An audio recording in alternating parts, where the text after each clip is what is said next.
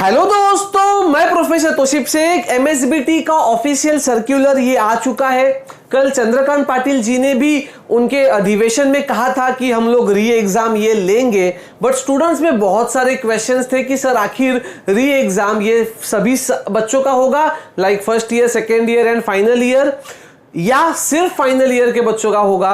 तो दोस्तों official circular पढ़ने के बाद एक ही बात क्लियर हो रही है कि final year and final semester के बच्चों का ही री एग्जाम होने वाला है। और दोस्तों उसके अंदर उन्होंने कुछ जरूरी बातें कही है, जैसे कि मैं आपको वो ऑफिशियल सर्कुलर पूरा एक्सप्लेन करता हूं 2 मिनट के अंदर। बट सबसे पहले जो मेन पॉइंट था वो यही था कि फाइनल ईयर फाइनल सेमेस्टर के बच्चों का री एग्जाम होने वाला है, तो उनके लिए उन्होंने 2 बड़ी बातें कही है। सबसे पहली बात कि आपके कॉलेज में जिन बच्चों को केटी लगा है उन केटी सब्जेक्ट्स का एक्स्ट्रा टीचिंग आप लीजिए, बराबर है, जिसको हम लोग बेसिकली ब्रिज कोर्स कह सकते हैं, है ना।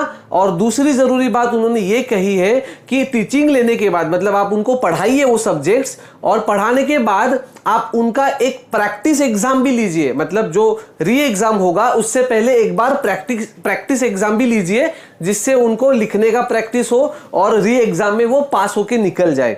तो दोस्तों ये उनका बहुत बड़ा मैसेज था final year final semester students के लिए। अब दोस्तों यहां पर एक क्वेश्चन मार्क अभी भी बना है, क्या ये एप्लीकेबल है फाइनल ईयर डी फार्मेसी के लिए?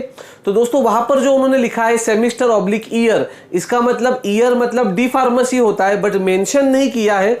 अब वो टाइम टेबल में ही पता चलेगा या आपको आपके कॉलेज लेवल पे पता चल जाएगा, बट फाइनल ईयर डिप्लोमा के लिए ये कंफर्म्ड है। तो दोस्तों ये बात आपको जाननी बेहद जरूरी है। अब दोस्तों जो जरूरी बातें उनके ऑफिशियल सर्कुलर में है वो इस तरीके से है कि जो ब्रिज कोर्स के बारे में उन्होंने बातें कही थी, तो उसके अंदर उन्होंने कुछ इंपॉर्टेंट पॉइंट्स मैं आपको बताता हूं, कोई पॉइंट मिस ना हो इसके लिए लिख के रखा है दोस्तों मैंने।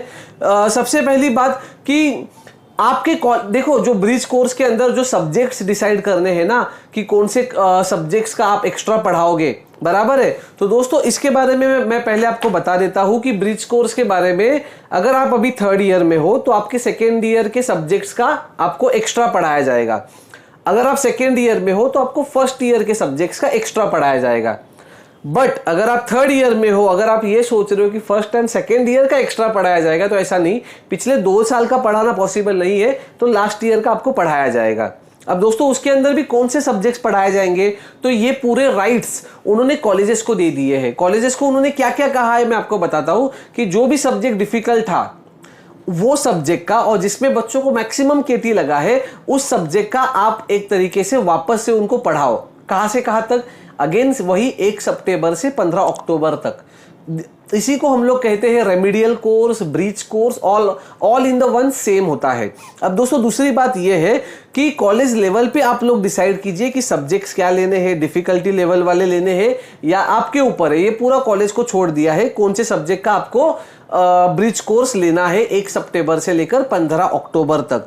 और दोस्तों दूसरी जरूरी बात है कि सर ये कब होगा, तो उन्होंने कॉलेजेस को कहा है आप सैटरडे संडे बुलाइए, कॉलेजेस को छुट्टी होता है। अगर सैटरडे संडे नहीं बुलाना चाहते हैं, मतलब टीचर्स भी बोलते हैं ना सैटरडे संडे क्यों हुआ, मेरा छुट्टी क्यों खराब करूं, तो टीचर्स क्या करते हैं कॉलेज टाइम में ही या तो सुबह 2 घंटा पहले बुलाएंगे या शाम को 2 घंटा रुका के पढ़ाएंगे। समझ में आ गया? अब दोस्तों तीसरी जरूरी बात ये हो गई, टाइम टेबल बनेगा प्रॉपरली ब्रिज कोर्स का। अब उसके बाद दोस्तों ऐसा नहीं है, उनको ये भी कहा गया है, मान के चलो आपको कोई पूरा सब्जेक्ट नहीं पढ़ाना है, अगर आपको लग रहा है कि इस सब्जेक्ट का यही चैप्टर डिफिकल्ट है तो आप वो चैप्टर पढ़ा लो। मतलब ये बातें तो बहुत बड़ी बड़ी की है। अब कॉलेज लेवल पे सगळा सत्यानाश होणार आहे, मी सांगतो तुम्हाला। नुसतं टाइम टेबल असं लटकवलेलं असणार एका कोपऱ्यामध्ये आणि झालं, संपले सगळे ब्रिज कोर्स। अरे असे किती कोर्स बघितलेत आम्ही। इसके बाद सर इसका कोई फी है क्या, तो दोस्तों ये पूरा फ्री ऑफ कॉस्ट होगा। अगर आपका कोई कॉलेज चार्ज कर रहा है तो मुझे बताना। अब दोस्तों उसके आगे सबसे ज़रूरी बात यह है कि डायरेक्ट 2nd ईयर इंजीनियरिंग जो डिप्लोमा स्टूडेंट्स है, डायरेक्ट 2nd ईयर डिप्लोमा में जो एडमिशन लेंगे उन लोगों के लिए भी कहा गया है कि उनके physics, chemistry, maths and drawing के लिए एक्स्ट्रा लेक्चर रखो।